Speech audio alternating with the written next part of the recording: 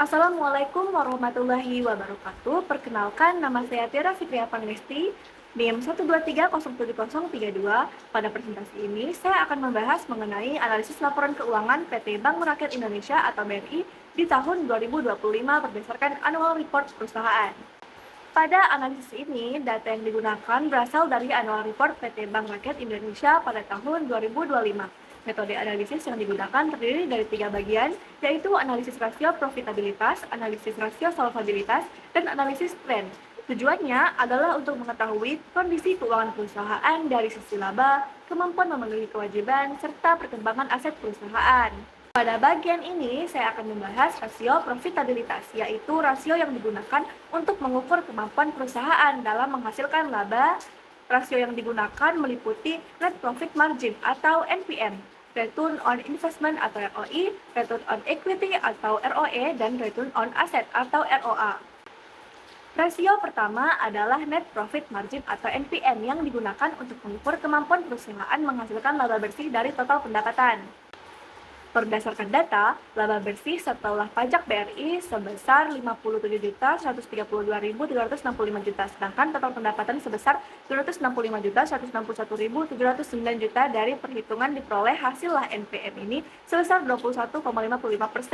Hasil ini menunjukkan bahwa nilai NPM berasal di atas standar industri sebesar 20%, sehingga dapat disimpulkan bahwa perusahaan ini mampu menghasilkan laba bersih dengan baik dan efisiensi pengelolaan pendapatannya tergolong baik.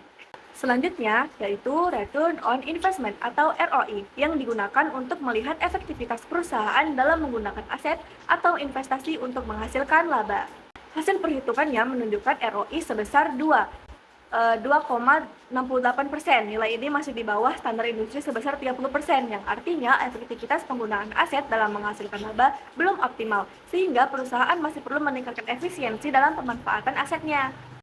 Rasio berikutnya adalah Return on Equity atau ROE yang digunakan untuk mengukur kemampuan perusahaan menghasilkan laba berdasarkan modal sendiri atau ekuitas.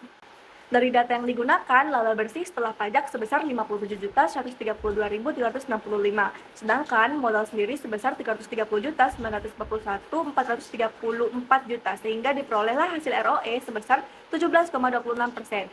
Nilai ini masih di bawah standar industri sebesar 40%, yang menunjukkan bahwa kemampuan perusahaan dalam menghasilkan laba dari modal sendiri masih belum maksimal. Selanjutnya yaitu Return on Asset atau ROA yang digunakan untuk mengukur kemampuan perusahaan menghasilkan laba dari total aset yang dimiliki.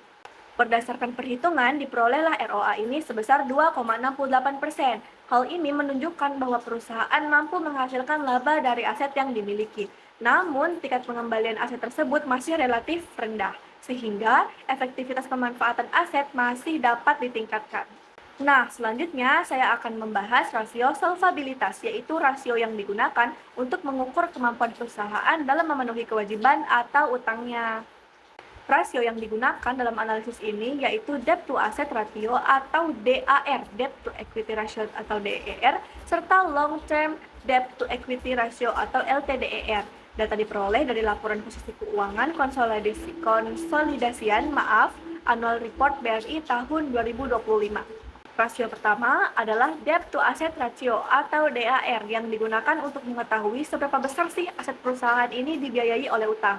Nah, berdasarkan data, total utang BRI sebesar Rp1.429.671 dan total aset sebesar Rp2.135.371.100,5, sehingga diperolehlah hasil DAR sebesar 84,50%. Nah, nilai ini berasal di atas standar industri sebesar 35%, yang berarti sebagian besar aset perusahaan dibiayai oleh kewajiban atau utang. Sebelumnya mohon maaf jika lidah saya berbelit-belit karena memang lidah saya mudah terlipat. Berikutnya yaitu debt to equity ratio atau DER yang digunakan untuk membandingkan jumlah utang dengan modal sendiri. Dari hasil perhitungan, diperolehlah nih DER-nya sebesar 545,24% dan angka ini berasal dari atas standar industri sebesar 90%.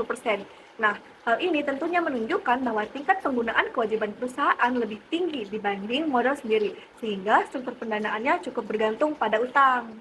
Nah, rasio terakhir pada solvabilitas adalah long term debt to equity ratio atau LTDR yang digunakan untuk mengukur perbandingan utang jangka panjang terhadap modal sendiri. Hasil analisis menunjukkan LTDER sebesar 20,09%, yang artinya utang jangka panjang perusahaan relatif kecil dibandingkan modal sendiri, sehingga struktur pendanaan jangka panjang perusahaan masih tergolong aman. Nah, pada analisis tren, digunakanlah nih metode angka indeks dengan tahun dasar 2024.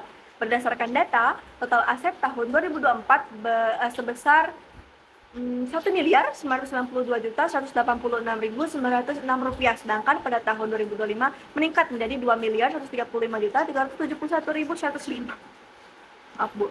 Dari hasil perhitungan ini diperolehlah indeks tren sebesar 107,19 yang menunjukkan bahwa total aset mengalami peningkatan sebesar 7,19% dibanding tahun sebelumnya.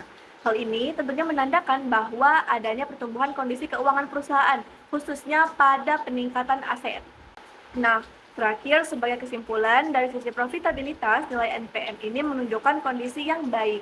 Namun, ROI, ROE, dan ROA masih berada di bawah standar industri. Dari sisi solvabilitas, nilai DAR dan DER tergolong tinggi yang menunjukkan tingginya penggunaan utang dalam struktur pendanaan perusahaan.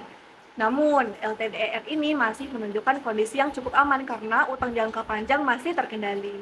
Sedangkan dari sisi tren, total aset perusahaan ini mengalami kenaikan sebesar 7,19% yang menunjukkan bahwa adanya pertumbuhan aset BRI pada tahun 2025 dibandingkan tahun sebelumnya. Mungkin itu aja dari saya. Sekian, terima kasih. Mohon maaf jika ada kesalahan kata dan mohon maaf sekali jika dalam penyebutan saya masih banyak salahnya. Wabillahi taufiq wal hidayah. Wassalamualaikum warahmatullahi wabarakatuh.